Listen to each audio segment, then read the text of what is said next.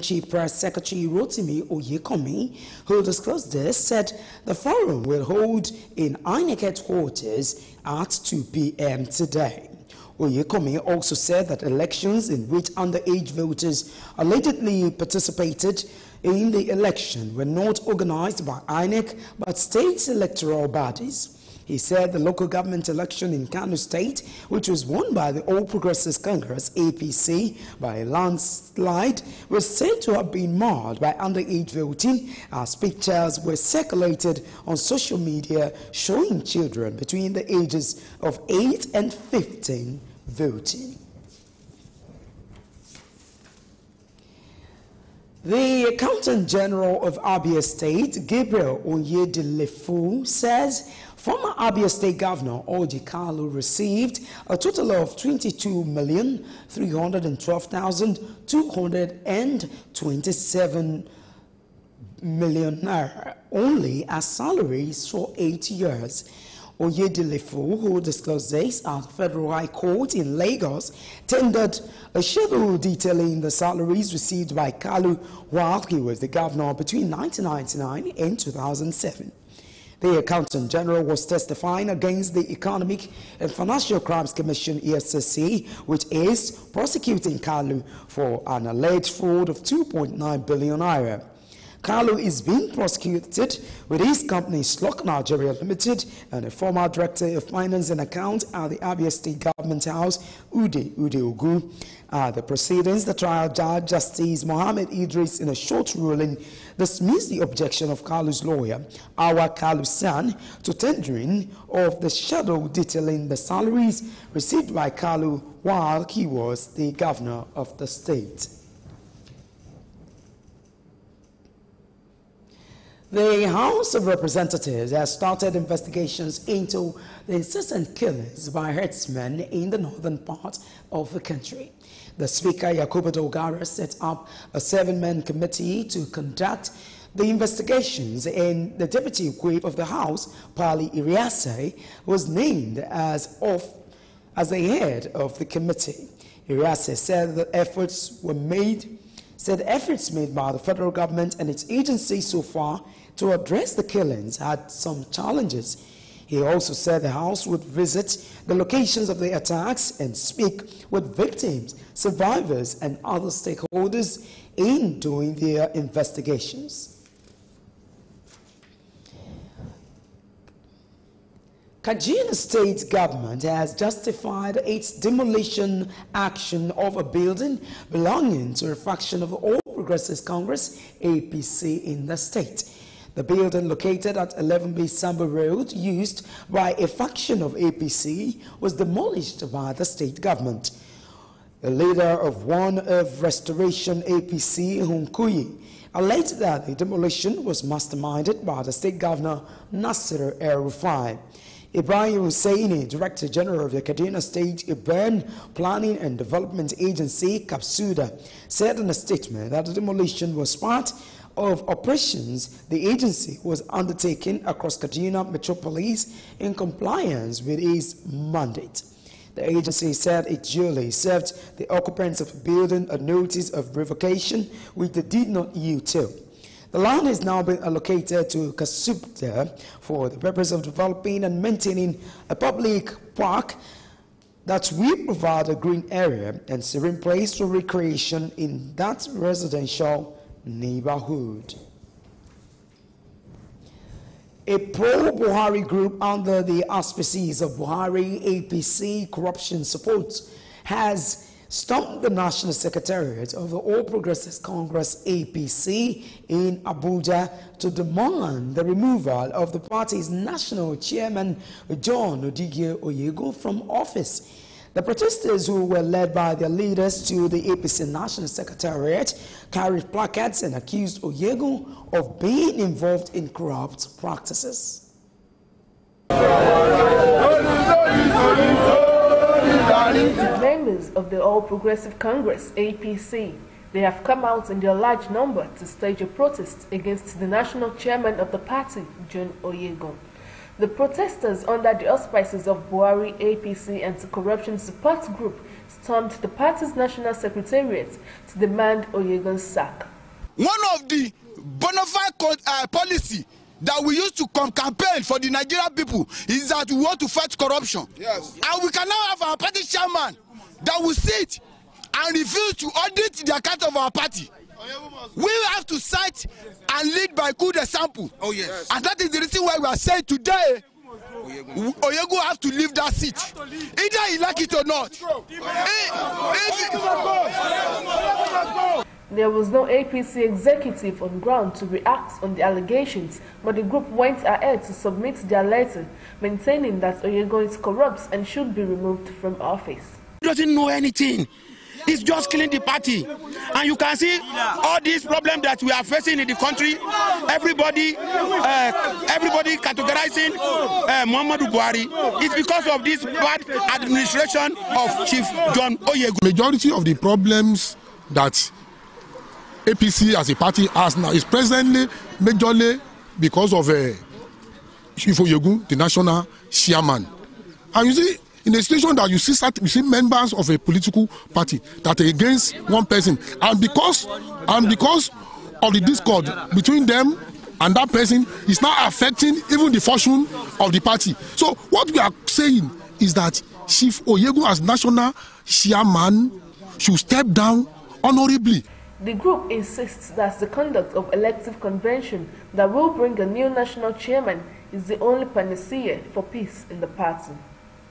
Worthy of note is that the protests against the APC national chairman is coming barely a week after the national leader of the party, Bola Tinubu, met with the party's national working committee as part of efforts to reconcile the aggrieved members of the ruling party.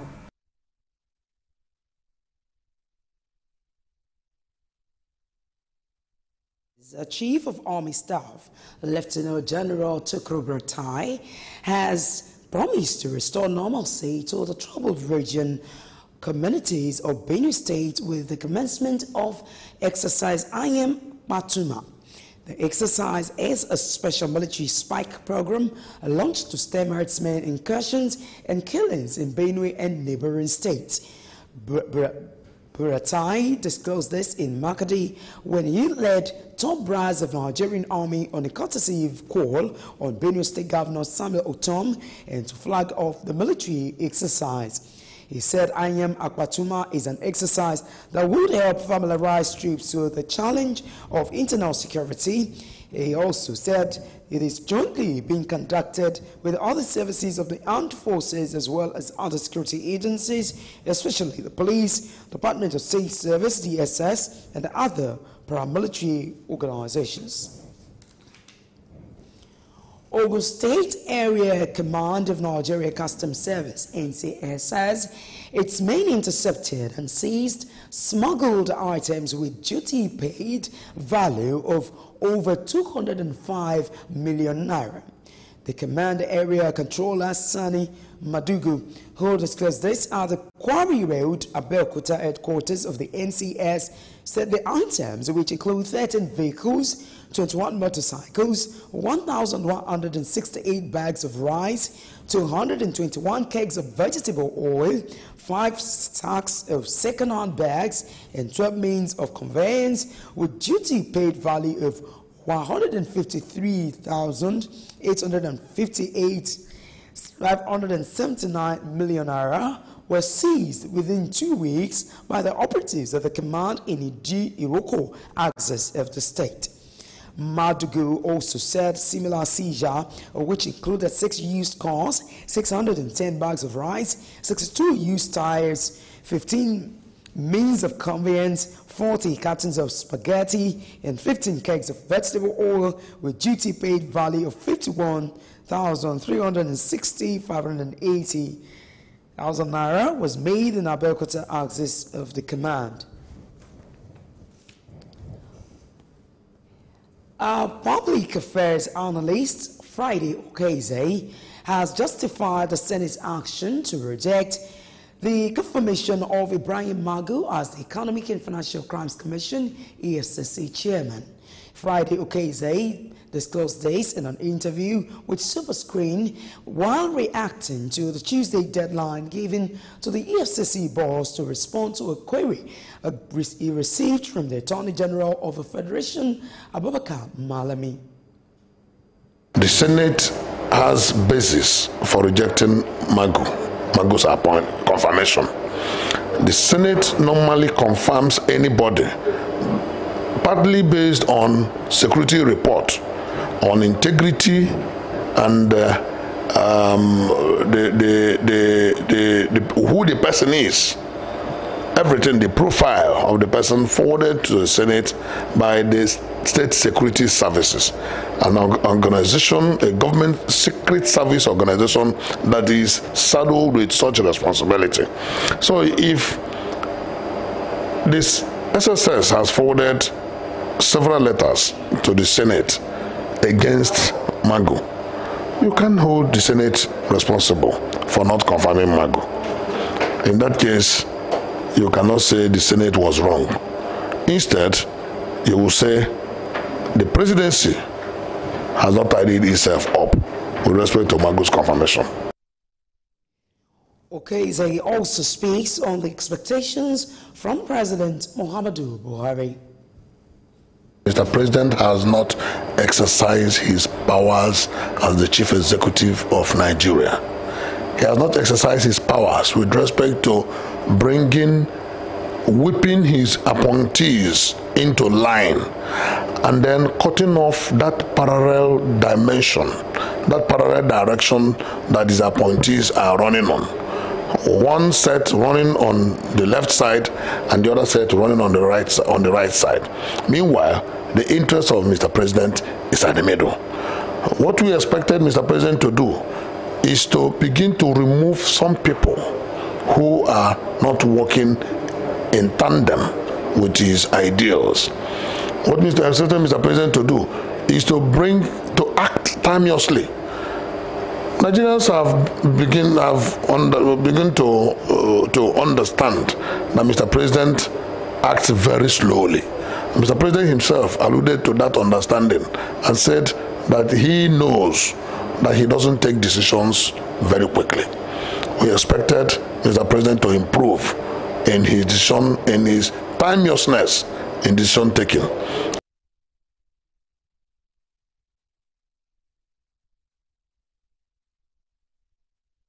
Screen mid-time news.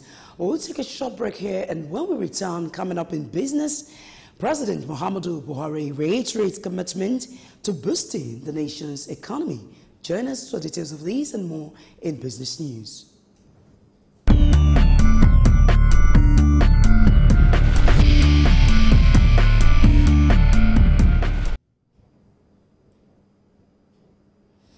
Well, it's so glad to have you back. Now in business world, the House of Representatives has moved to legalize the controversial excess crude account, ECA, by proposing a bill to capture all excess revenue in the new account to be called Excess Revenue Fund Account.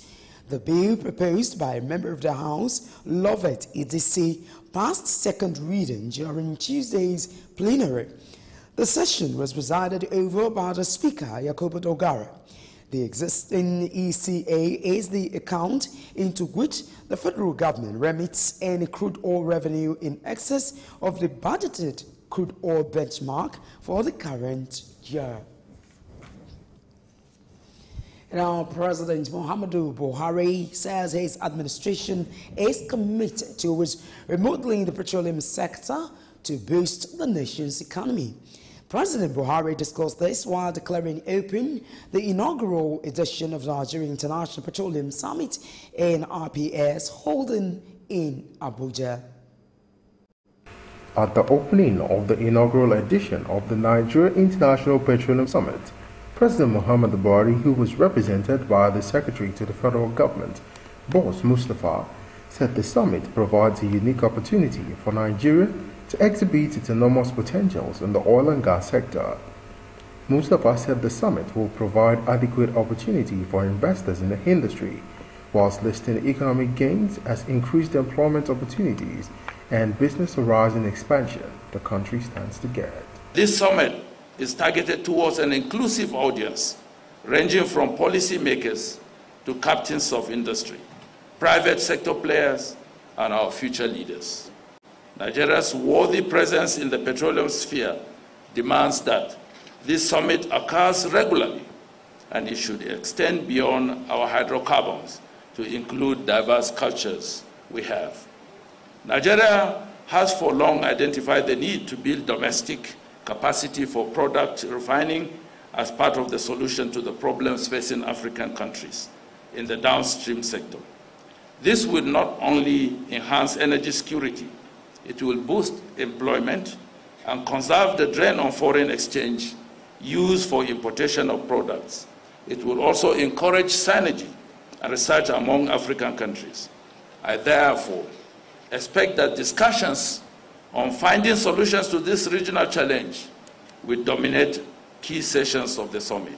Group Managing Director of the Nigerian National Petroleum Corporation, NNPC, Mike Barrow, sought better collaboration and development amongst African countries in the oil and gas sector. It is high time that African countries collaborate and trade amongst each other, not only in terms of oil and gas, but in other key sectors. One of the key takeaways from an event of this nature is the networking opportunities and the strategic partnerships we make to better not just our industry, but also our respective economies. No one will do it for us. The onus lies on us to do for ourselves. I have full confidence that the discussions and interests alike will stir up strategies and actionable items that will crystallize into a veritable roadmap for our industry and indeed our energy future. On his part, Minister of State for Petroleum Resources, Ibe Kachiko, lamented that the energy challenges are more in Africa despite its enormous resources. Africa is the only one where we still import most of our petroleum products from abroad, whereas we have refineries and we have the crude. Just a non-starter. Why? What is stopping us from that?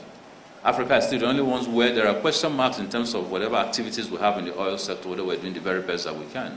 What's stopping us from improving? Africa is still the only area where, with vast amount of resources, the owners of this resource all over the nation and all over African countries continue to cry for neglect and abandonment. There are so much challenges, and sometimes you ask yourself, what is holding Africa back? What is it about Africa that prevents it from taking the bold steps that is essential for it to move, and actually win the liberation that it's essential to make it a continent of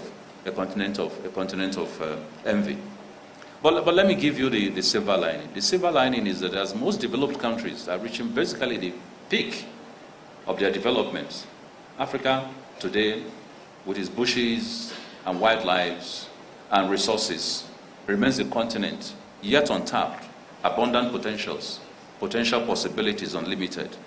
If we do the right things at the right time, with the right energy, with the right opportunities, Africa can begin to move. I am hoping that this summit will be the very beginning of that movement.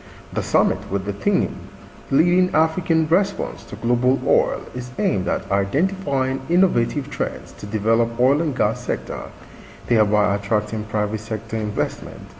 The 5-day event is expected to be held annually.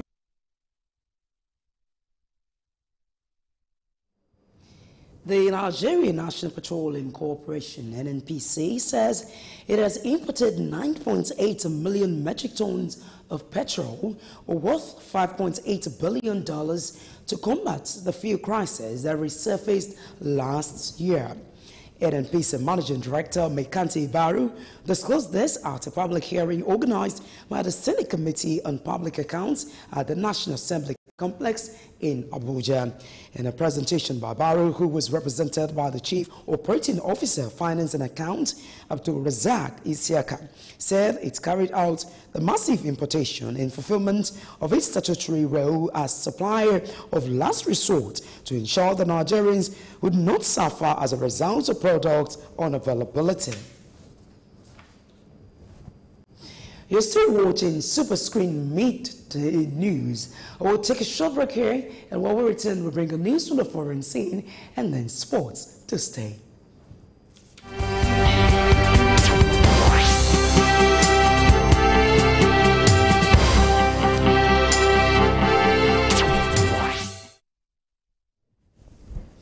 Well, it's so glad to have you back. Now in international news. A Maldives parliament has approved the extension of a state of emergency by 30 days in a vote the opposition condemned and described as illegal. The move comes amid continuing protests in the capital, amid a widespread international condemnation of the initial 15-day emergency imposed by Maldives President Abdullah Yameen on February 5. Yameen had cited threats to national security after the Supreme Court overturned criminal convictions against 9 of his opponents and ordered their release. To more foreign news, deadly airstrikes and artillery fire have continued, with more than 100 people in Syria Eastern Ghouta enclave killed, bringing the number of civilians dead to 250 over the last 48 hours. The United Nations said 6 hospitals have been struck over 2 days in the Syrian rebel enclave, putting 3 out of service and killing several people. The Syrian Observatory for Human Rights said it was the highest 2-day death toll since 2013 chemical attack on the besieged enclave, which killed hundreds of people. And now in sports news, Nigeria's Super Falcons will compete in an 8-nation competition titled Alaya Women's Tournament in Turkey. Other countries to participate in the tournament are Mexico, Romania, Ukraine, and Slovakia. The tournament, which will commence, is expected to commence in April.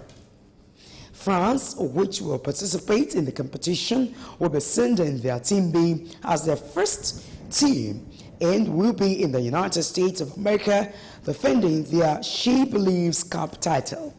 The tournament is Nigeria's first series of matches outside Africa since the 2015 Women's World Cup. The competition will be Super Falcons' second in 2018, following the ongoing inaugural WAFU Women's Cup in Côte d'Ivoire.